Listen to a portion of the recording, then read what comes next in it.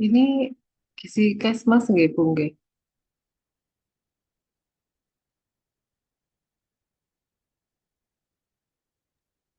Halo,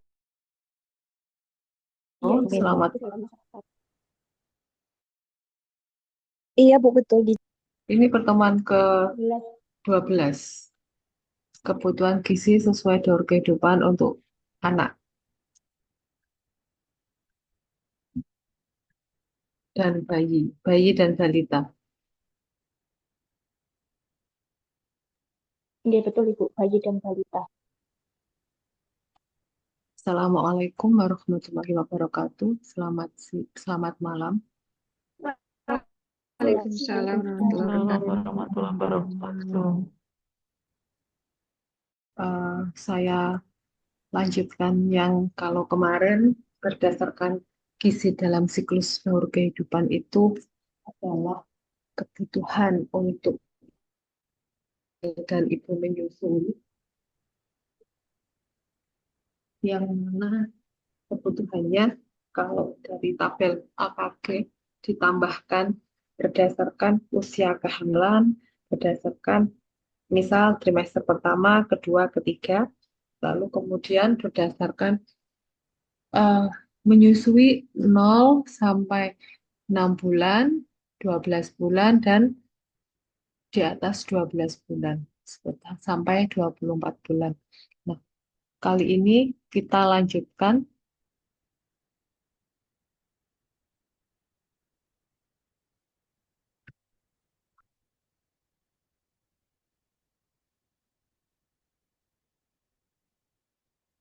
Kali ini kita lanjutkan kebutuhan gizi eh, sesuai dengan kebutuhan bayi dan balita.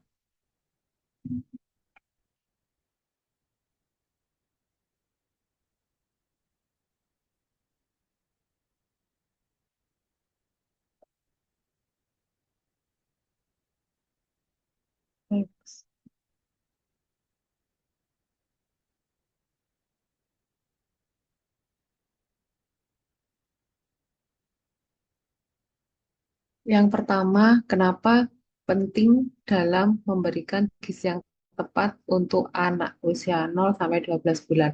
Kita ngomong bayi jika usianya masih 0 sampai 12 bulan, istilahnya kalau di atas 12 bulan, toddler gitu ya, atau anak gitu ya. Jadi bayi dan balita. Karena pada tahun pertama kehidupan ini merupakan masa pertumbuhan sangat cepat. Jadi kalau dalam kandungan itu bayi, jadi kalau dalam kandungan itu janin ya, pertemuan yang kemarin yakni memberikan gizi untuk tumbuh kembang janin, lalu kemudian ketika lahir, nah tumbuh kembangnya juga masih sangat cepat ya. Bahkan beberapa sel, misal saluran pencernaan masih belum siap untuk mencerna makanan selain ASI ya, karena saluran pencernaannya belum bisa memproduksi enzim untuk mencerna makanan, minuman selain ASI.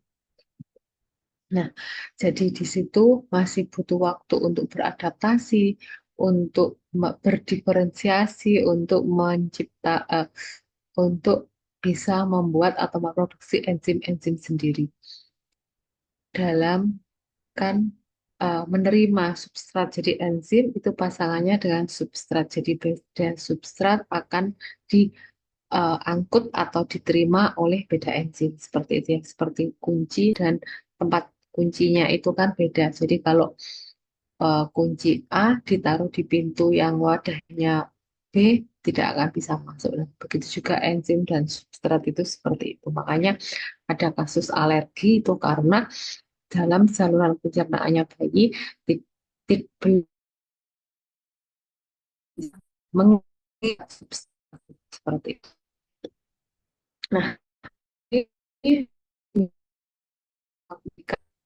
gizi tepat, gizi yang baik untuk anak karena masa-masa bayi balita ini yang merupakan tahun pertama kehidupan yang mana merupakan masa pertumbuhan dan perkembangan yang sangat cepat. Gizi yang cukup sangat penting untuk kesehatan jangka panjang, juga penting untuk tumbuhan ini sepanjang dia gitu ya. Bagaimana produktivitas kerjanya, imunitasnya, IQ-nya itu di udah mas sering aplikasi tentang kehidupan dari di dalam ya masa janin sampai usia 24 bulan. Jadi pas 2 tahun. Nah, di sini penting juga untuk mengenali, mengoreksi masalah gizi ya yang terdapat pada bayi dan anak balita tersebut untuk mencegah terbawa hingga kehidupan selanjutnya. Jadi biar masalah gizi misal alergi ya tidak terbawa terus sampai dia masa anak, remaja, dewasa seperti itu.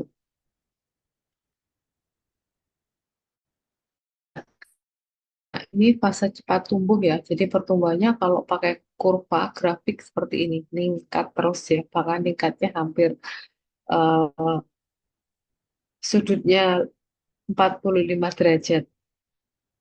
Nah, untuk pertumbuhan perkembangan ya pada masa bayi balita ini sedang terjadi perkembangan otak yang sangat pesat. Di sini mencerminkan pertumbuhan otak untuk 1 tahun ya itu besarnya 2/3 dari besar otak dewasa, 5 tahun itu 4/5 besar otak dewasa, dan 6 tahun itu 9/10 besar otak dewasa. Untuk pertumbuhan dan komposisi badan ya, kalau setelah lahir BB-nya turun itu wajar. Lalu naik lagi pada hari ke-7 sampai ke-10 yang mana BB pada usia 5 bulan itu biasanya standarnya ketemunya 2 kali dari berat bayi saat lahir. Jadi kalau misalkan lahirnya 3,5 maka eh, saat dia usia 5 bulan dikali 2 berarti 7 kilo. Kalau dia 3,8 berarti dikali 2. Seperti itu. 8,4 ya kilo. Nah, kemudian kalau 12 bulan dikali 3 kali BB berat bayi lahir saat 24 bulan dikali 4 kali BBL. Lalu saat anak itu sudah masuk masa prasekolah, masih TK ya, masih PAUD, nah itu setiap tahunnya kenaikannya setidaknya 2 kilo per tahun. Lalu kalau bayi dengan susu formula itu biasanya berat badannya bisa 2 kali lebih cepat ya daripada bayi ASI ya. Dan ini resiko untuk terjadi obesitas. Lalu pada panjang badan, kalau belum bisa berdiri dikatakan panjang badan ya. Nah panjang badannya ini eh, pada usia 1 tahun kurang lebih eh, nambah 50% dari bayi saat lahir. Misal lahirnya 51 cm, maka nanti pada 1 tahun plus 50% berarti sekitar 25,5 cm. Berarti 70 eh, 76 ya, sekitar 76, 77. Lalu pada saat usia 4 tahun, nah maka 2 kali panjang lahir. Misal panjang lahirnya 50 berarti kali 2 berarti 100 cm. Itu saat eh se- iya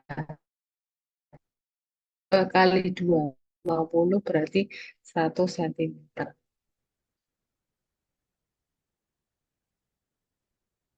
Nah, kemudian kenapa sih, apa sih tujuannya untuk makanan bayi? Ya, yakni memberikan zat gizi sesuai kebutuhan, ya, yakni untuk pemeliharaan, untuk peningkatan kesehatan, untuk pertumbuhan, ya, serta untuk aktivitas. Karena dia sudah mulai bergerak-gerak, yang minimal kalau masih telentang aja kan tangan kakinya, kaki tangannya seperti goes, selalu kemudian dia mulai belajar untuk tengkurap, belajar untuk merangkak, belajar berdiri, berjalan, dan lain sebagainya. Lalu mendidik kebiasaan makan yang baik. Nah, syarat makanan bayi itu minimal ada 4. ya. Satu, memenuhi kecukupan energi dan semua zat gizi yang kemarin sesuai tabel AKG ya, yakni beda-beda setiap umur. Lalu kemudian susunan hidangan sesuai menu seimbang, yakni makanannya bervariasi ya. Ada prosentase berapa gram sumber karbohidrat, protein, lemak, mineral ya. Lalu kemudian gula garamnya sedikit.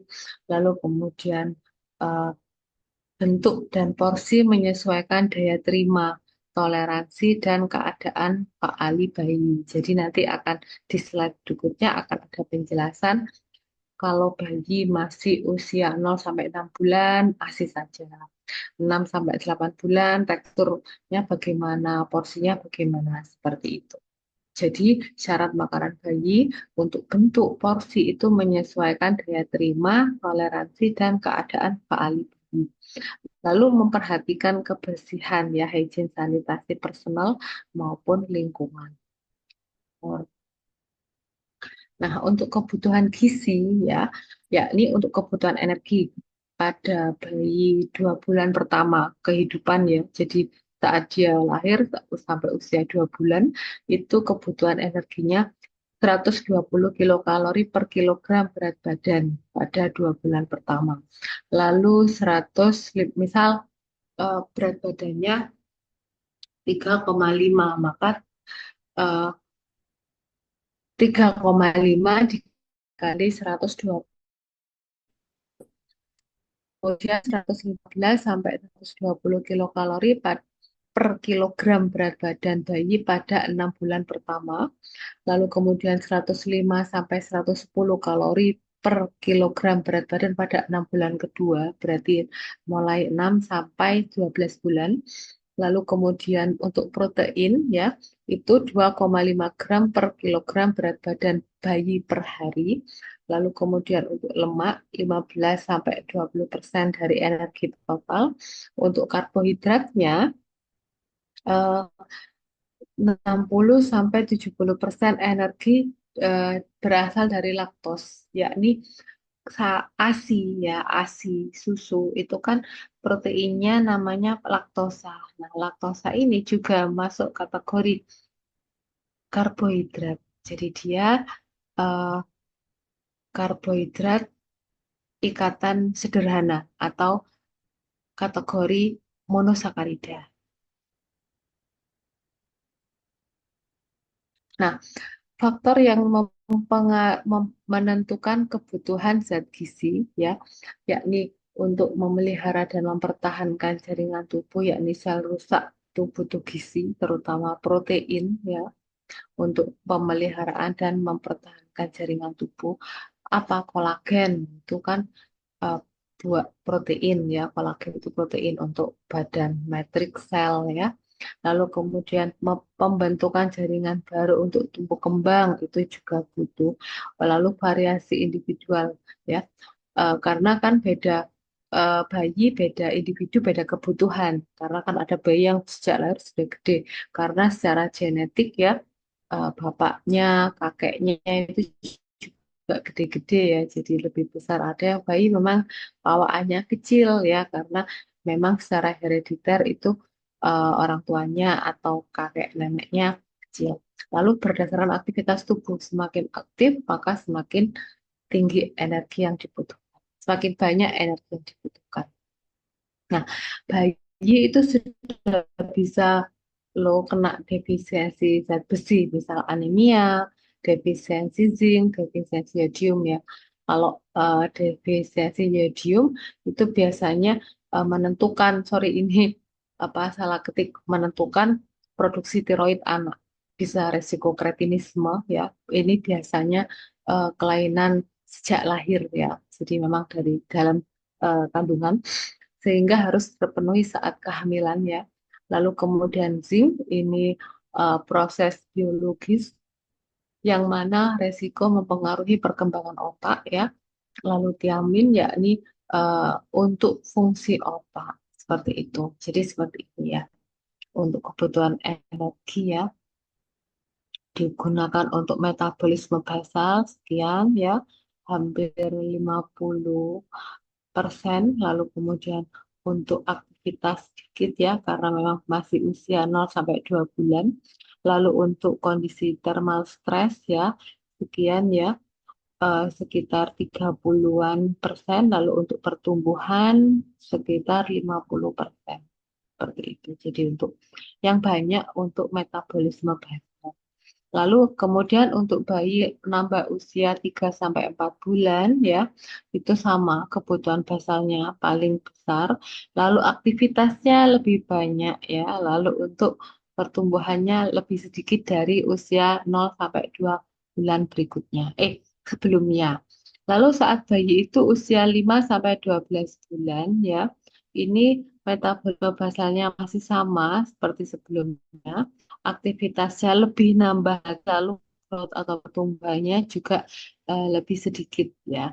Jadi ke arah semakin usianya mendekati 1 tahun, untuk energi untuk pertumbuhan itu lebih sedikit, energi untuk aktivitas itu menjadi lebih banyak, dan untuk kebutuhan metabolisme basal itu sama seperti itu. Iya, yang tadi saya jelaskan. Nah, lalu formula bayi.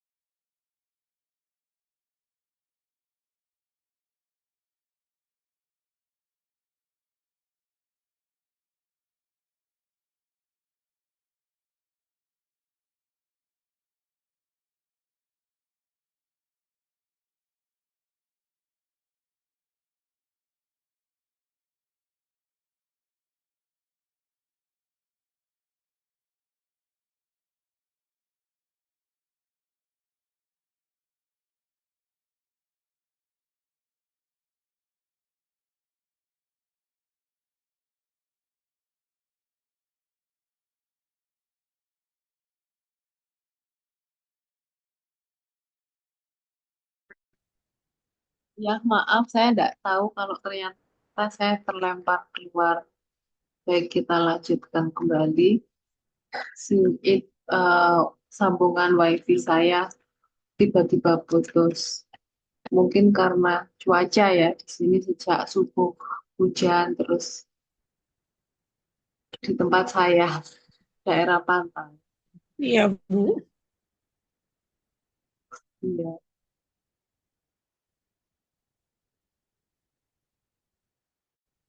Tadi sampai di mana ya? Tadi apakah di sini formula bayi atau Ya, di slide yang ini? Di mana? Ini formula sudah. itu sudah, Bu. Oh, oh ya, baik. Formula bayi yang pertama Ya, adalah formula adaptasi ya.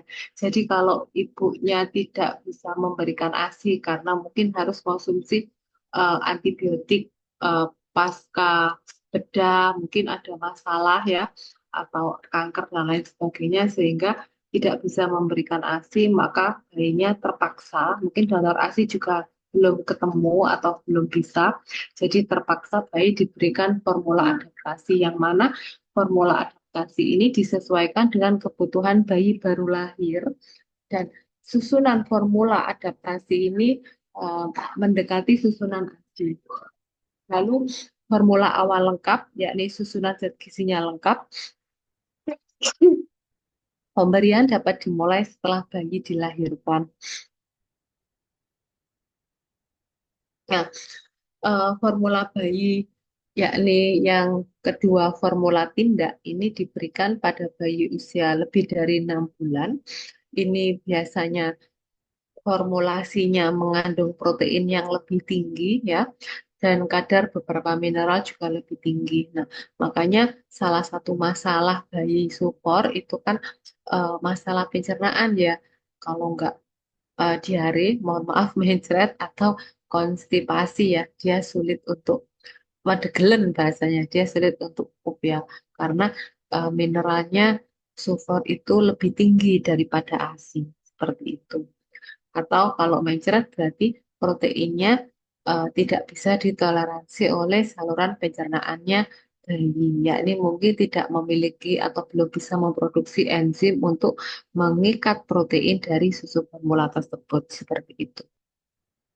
Nah, lalu untuk formula prematur ya ada beberapa macam formula prematur, formula bebas atau rendah laktosa, terutama untuk yang apa namanya bayi eh, tidak bisa mencerna laktosa ya, diberi dulu rendah laktosa. Kalau memang tidak bisa, baru yang non laktosa ya, non laktosa dari jaringan hewani, yakni dari formula kacang kedelai seperti itu.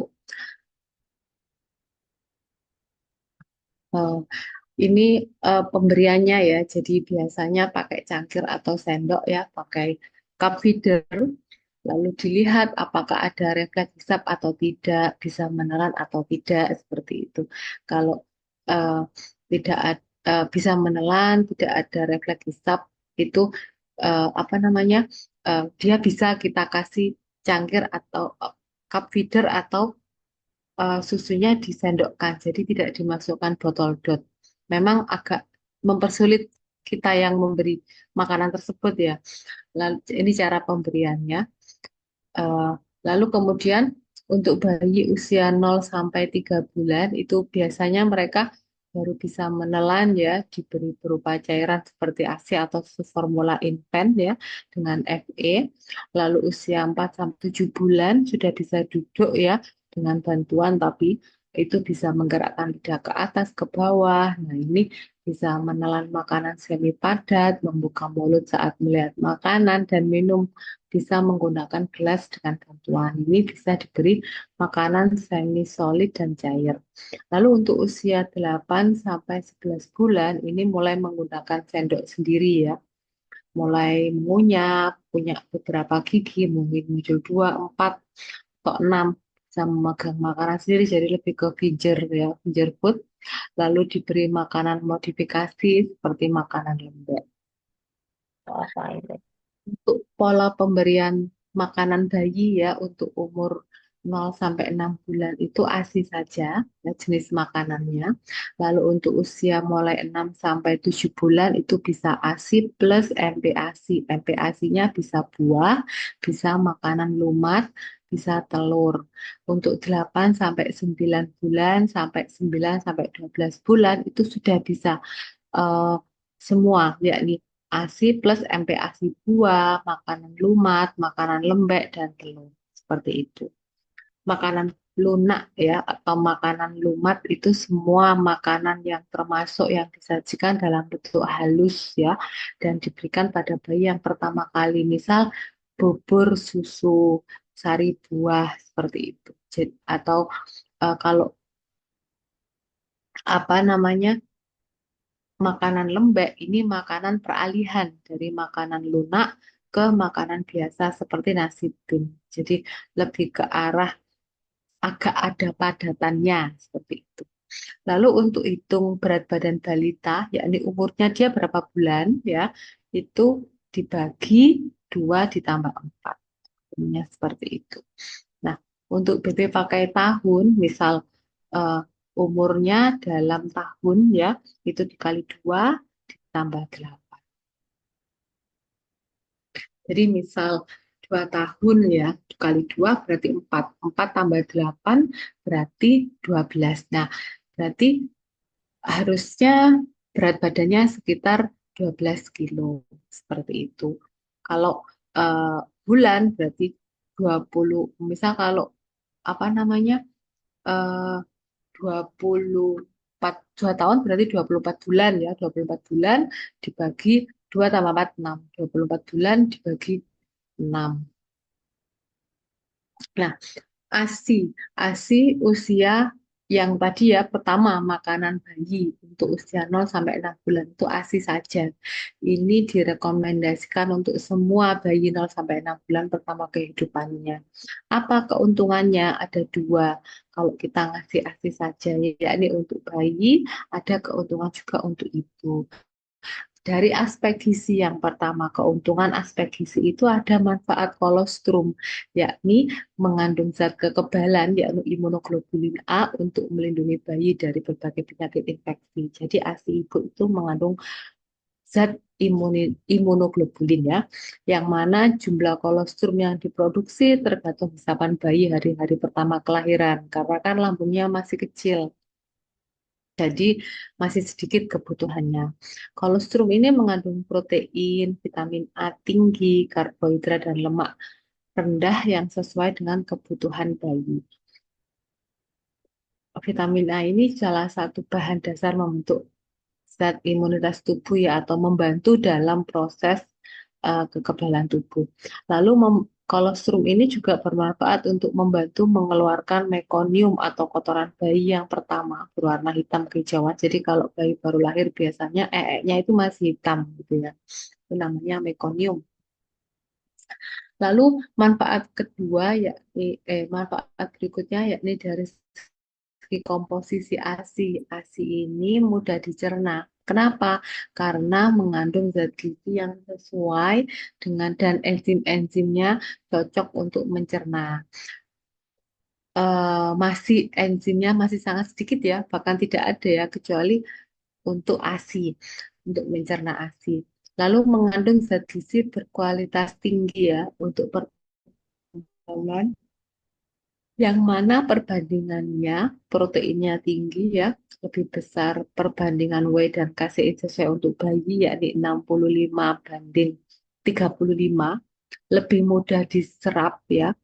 Pada susu sapi W dan KCI-nya itu perbandingannya 20 banding 80. Jadi eh, lebih tidak mudah diserap. Jadi ASI lebih mudah diserap tubuhnya si bayi karena perbandingan antara protein dan whey-nya itu ya, kasein ya, itu 65 dibanding 35. Susu sapi itu 20 banding 80. Jadi lebih sulit diserap tubuh. Nah, untuk manfaat yang komposisi taurin ya, untuk manfaat ASI ya, yakni komposisi taurin, DHA dan AA pada ASI. Kalau taurin ini kan sejenis asam amino kedua yang terbanyak dalam ASI, lebih sebagai neurotransmitter, pengantar ya, pesan untuk di sel syaraf ya, dan proses maturasi sel otak, proses pematangan sel otak ya pada binatang yang ada beberapa penelitian, salah satunya pada binatang yang mengalami defisiensi taurin itu mengalami gangguan pada retina mata. Seperti itu. Untuk DHA ya, yakni docosahexaenoic acid ya, ada AA, arachidonic acid, PUFA, polyunsaturated fatty acid ya, untuk pembentukan sel otak optimal ya. Jadi di ASI mengandung taurin, mengandung DHA, AA, PUFA ya, itu cukup ya. Lalu dalam ASI mencukupi dapat disintesa dari omega 3 dan omega 6. Jadi omega 3 dan omega 6 pada bayi ini tergantung ibunya, tergantung produksi ASI dari ibu. Ibunya konsumsi apa? Yang paling bagus kan konsumsi protein, atau kalau tidak bisa, mungkin nggak suka protein dari hewani, maka konsumsi minyak ikan. Lalu aspek imunologi ASI, ya ini manfaat ASI yang kedua. Selain dari aspek gizinya tadi, aspek imunologi ke ASI, yakni dalam ASI mengandung zat anti-infeksi, bersih, bebas kontaminasi, karena tidak pakai botol dot ya peralatan. Kalau di BF direct breastfeeding, dan kalau putingnya payudaranya benar-benar hygiene ya, ibunya bersih. Lalu kemudian imunoglobulin A atau IgA ini mengatasi bakteri patogen E. coli dan berbagai virus seperti salmonella ya pada saluran pencernaan, sehingga tidak ada resiko mencret gitu ya, atau tidak ada resiko medegelen atau sulit pup ya, karena ada imunoglobulin A yang mana bisa mengatasi bakteri patogen E. coli dan berbagai virus. Lalu laktoferin ini komponen zat kekebalan, dia mengikat zat besi di saluran cerna.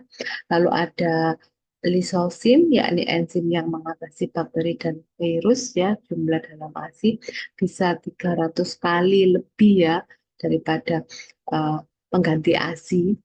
Lalu sel darah putih ASI pada 2 minggu pertama itu lebih dari 4.000 sel per mil, jadi kandungannya bagus banget ya. Bifidus ini pertumbuhan bakteri Lactobacillus bifidus ini untuk menghambat pertumbuhan bakteri. Nah, apa perbedaan di antara susu yang ASI,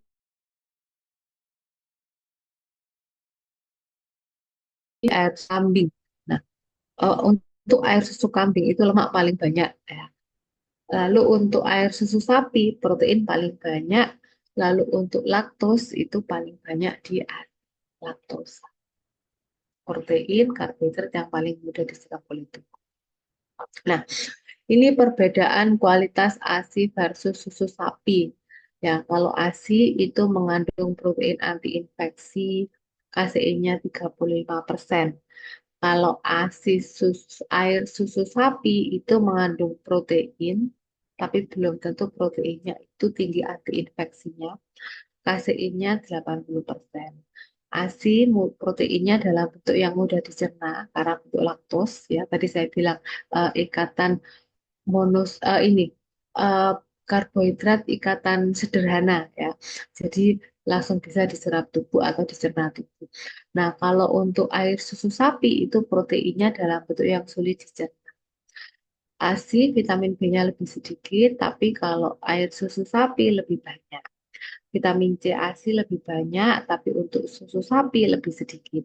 Vitamin A ya ASI lebih banyak untuk kebutuhan imunitas tubuh. Nah, untuk susu sapi vitamin C-nya lebih sedikit. Nah, untuk zat besi diserap itu bisa 50%, yakni 50 sampai 70 mikrogram per 100 mililiter. Lalu kemudian untuk air susu sapi, zat besi diserap cuma 10%, yakni 50 sampai 70 mikrogram per 100 mililiter. Nah, ini untuk komposisi ASI versus susu sapi ya.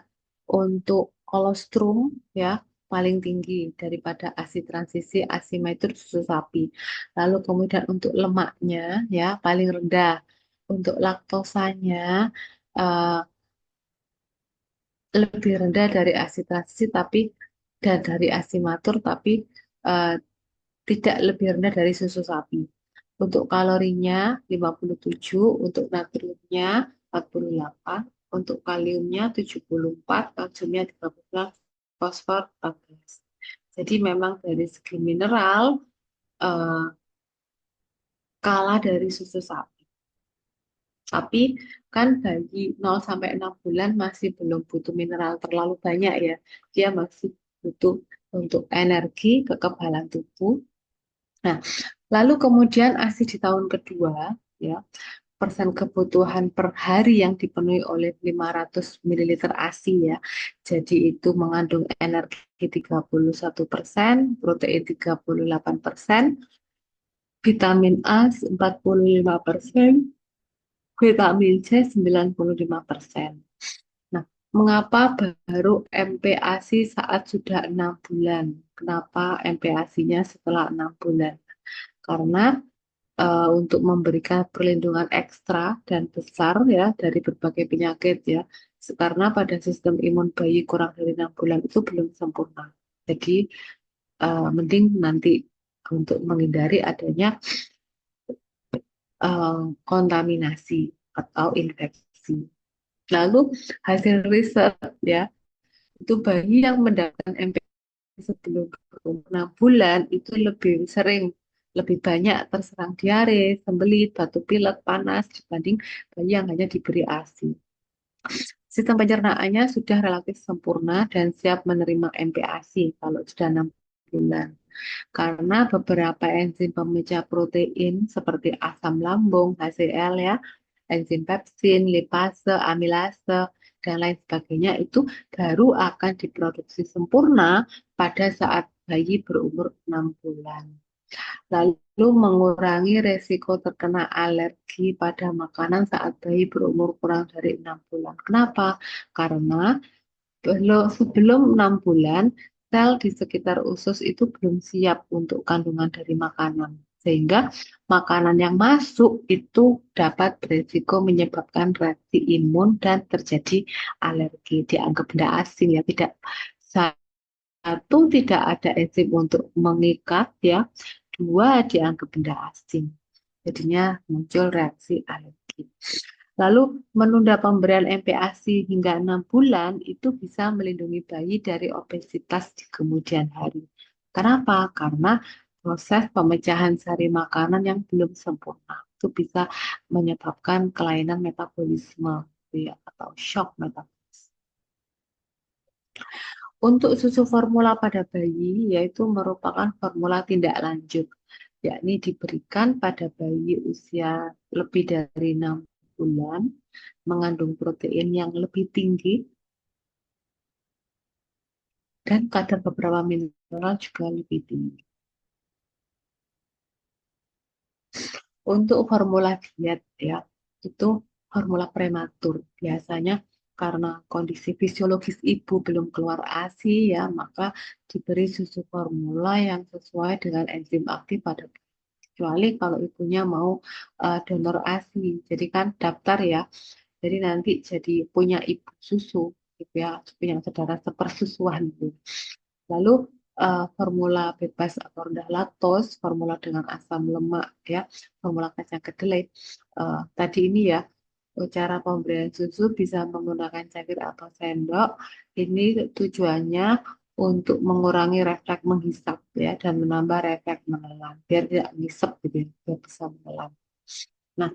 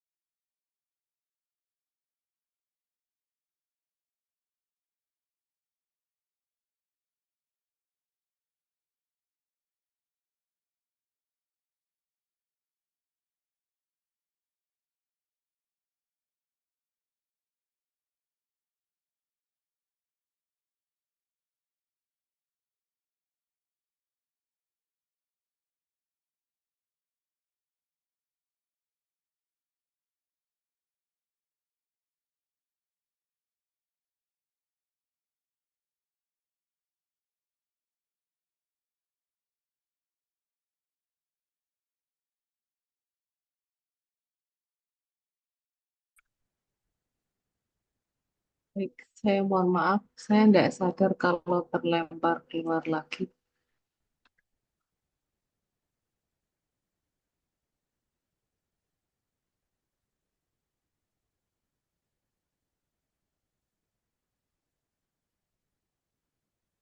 Tadi sampai di mana ya? Eh,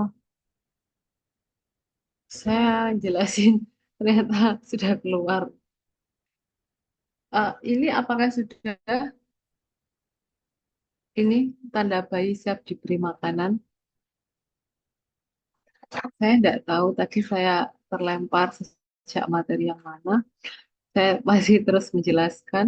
Baik, saya lanjutkan saja ya. Di sini tanda bayi siap diberi makanan tambahan atau makanan pelengkap, yakni saat bayi itu sering terbangun malam hari untuk minta minum. Mulai minta minum lebih sering, lebih eh, lapar dari biasanya. Nah, kenapa sih pemberian makanan pelengkap itu penting? Karena zat besi masih dapat terpenuhi dari cadangan saat lahir ya pada bulan 0 sampai 5 bulan, lalu semakin bertambah usia, semakin rendah absorpsi zat besinya. Namun di sini mulai terjadi gap pada bulan ke-6 sehingga harus dipenuhi dari asupan dari luar, asupan makanan dari luar yang mana sorry dari makanan pelengkap yang mana cadangan zat besi saat lahir itu akan habis pada bulan ke-6 dan seterusnya. Jadi sudah butuh MPASI. Nah, semakin bertambah usia bayi, semakin besar pula energi yang diperlukan. Energi dari ASI itu hanya mampu mencukupi kebutuhan bayi saat 0 sampai 5 bulan saja.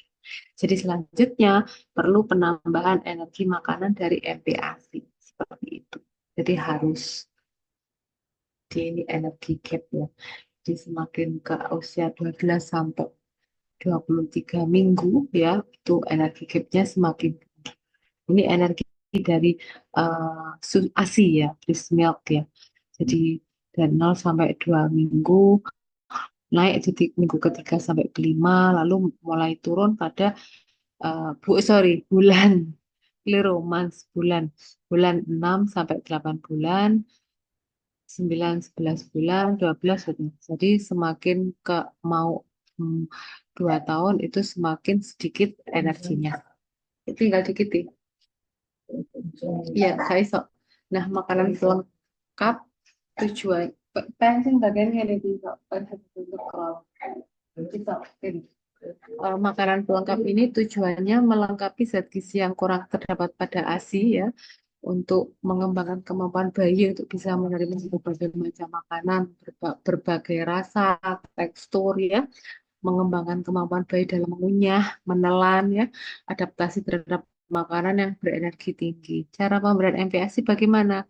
Diberikan sedikit demi sedikit, hati-hati ya, dalam bentuk encer sampai bentuk yang lebih kental ya. Diperhatikan juga bahwa makanan itu betul-betul bisa diterima. Jadi urutan pemberiannya buah ya, mungkin uh, buah mangga, sorry, pisang ya, pisang yang mudah dicerna dulu, pisang, lalu tepung ya, sayur, telur, daging. Jadi biasanya dagingnya itu agak lama pemberiannya. Dan yang penting jangan dipaksakan. Lalu kemudian makanan lumat ya, makanan lumat atau halus untuk pertama kali ya, ini usia 6 sampai 7 bulan ya. Ini pemberian dimulai dengan tepung beras atau tepung beras gluten, misal maizenang, kue kacang hijau, buah ya, sayur yang dihaluskan ya. Bisa sari buah pepaya, pisang, jeruk, apel, lalu dari sayur wortel, tomat, brokoli ya, tepung, sari buah, sayur lebih baik dicampur ASI ya atau susu formula daripada air putih biasa agar gizinya ada. Ini cara pengolahannya 1 sampai 2 sendok teh tepung dicampur ASI atau susu formula ya. Pisang pepaya dilumat sampai halus, apel jeruk diambil sarinya ya. Kalau sayur direbus, mendidih ya, lalu selama 5 menit lalu di blender. Nah, Untuk frekuensi pemberian makanan dan jumlah makanan ditingkatkan secara bertahap ya. 1 kali sampai 2 sampai 3 kali sehari. Jadi beradaptasi. Pola pemberian buah diatur, diberikan 2 sendok makan untuk 2 kali per hari ya. Perkenalkan 2 sampai 3 hari berturut-turut agar dapat mengenal rasa ya, baru buah yang lain gitu ya. Untuk di sini untuk mendorong sensitivitas ya, penerimaan dan cita rasa yang baik. Setelah kenal rasa buah, maka dikasih bubur susu ya. Makanan lumat, yakni 2 kali per hari ya, buah lumat, bubur susu. Lalu tingkatkan kekentalan makanan secara bertahap ya, dengan mengurangi jumlah cairan yang ditambahkan. Jumlah takaran makanan MPASI dinaikkan bertahap dari 2 sampai 3 sendok makan menjadi setengah cangkir atau mangkok ya, yakni 125 ml per pemberian. Saat bayi umur 6 bulan 2 minggu diharapkan sudah lancar makan sehingga bisa diberikan takaran setengah mangkuk ya. Pastikan tekstur makanan MPASI tidak terlalu cair atau encer. Jadi gunakan sedikit saja air. Jadi tekstur bubur cair, tapi jika sendok dimiringkan, bubur tidak tumpah. Lalu yang berikutnya makanan tim campur untuk usia 8 sampai 9 bulan. Di sini kekentalan konsistensi makanan ditingkatkan ya menjadi bentuk makanan yang ditumbuk, dicincang, dicacah ya. Bahan makanan juga bisa lebih bervariasi, tepung, lauk hewani, lauk nabati, sayuran buah ya.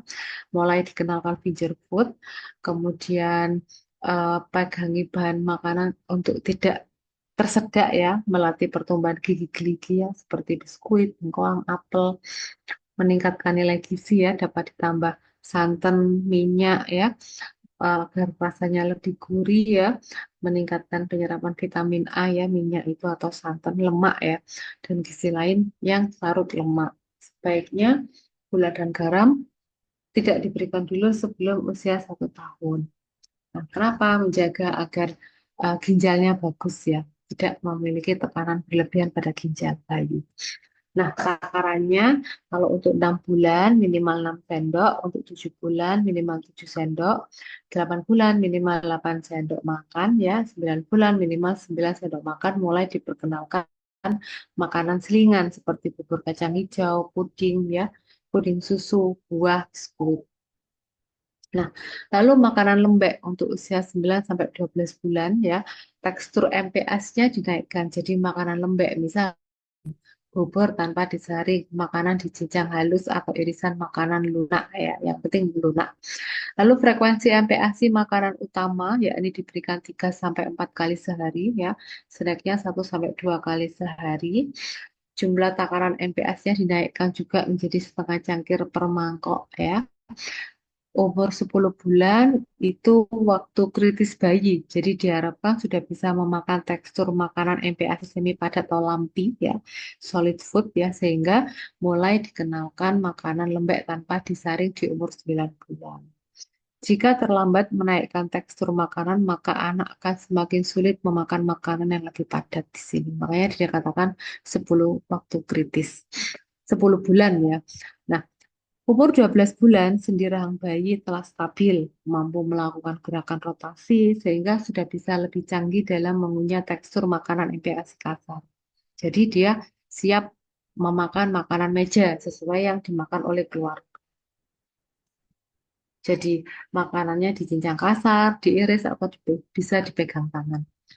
Perlakuan salah dalam pemberian makanan bayi ya, makanan pralaktal sebelum ASI keluar, dikasih air kelapa, madu, tajin pisang, ini salah, jangan dilakukan lagi. Air kolostrum dibuang ya, penggunaan satu payudara ya, pemberian MPASI terlalu dini ya, terlambat atau pemberian MPASI terlambat, kualitas, kuantitas, frekuensi pemberian ASI kurang ya. Anak harus siap secara fisik, fisiologi, dan gizi sebelum diperkenalkan makanan padat. Makanan padat sebaiknya dikenalkan bertahap ya, dan dengan hati-hati biar tidak tersedak atau bahaya. Makanan yang berpotensi membuat tersedak sebaiknya dihindari. Anak sebaiknya selalu diawasi ketika makan. Alergen makanan ya, madu, teh itu harus dihindari ya untuk 1 tahun pertama. Bumbu juga tidak ditambahkan dalam makanan anak, kecuali bumbu sedikit bumbu alami seperti bawang putih gitu ya. Tapi untuk setelah 1 tahun, untuk menjaga kesehatan anak, orang tua perlu mengajarkan makanan tepat ya sesuai bagi anak. Di sini silakan jika ada yang mau ditanyakan, monggo untuk pemberian makanan kebutuhan gizi bayi dan balita. Jadi saya review sedikit ya, 0 sampai 6 bulan ASI saja, lalu mulai 6 bulan sampai 24 bulan ASI plus makanan pendamping ASI atau makanan tambahan atau makanan pelengkap. Makanan tambahan, makanan pelengkap ini yakni mulai 6-7 bulan ya itu masih sangat cair ya seperti bubur susu, sari buah ya. Lalu usia 7-8 bulan mulai ditambah ya makanannya agak lembek gitu ya.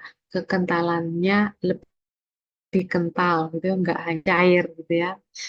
Eh, tapi masih disaring. Lalu kemudian mulai nambah usia tidak perlu disaring, mulai konsisten, mulai seperti itu tekstur porsinya. Lalu ketika anak usia mulai 12 bulan, nah itu sudah bisa konsumsi makanan yang dimakan keluarga, makanan di meja. Seperti itu. Cuman memang lebih lunak atau lebih lembek seperti nasi tim.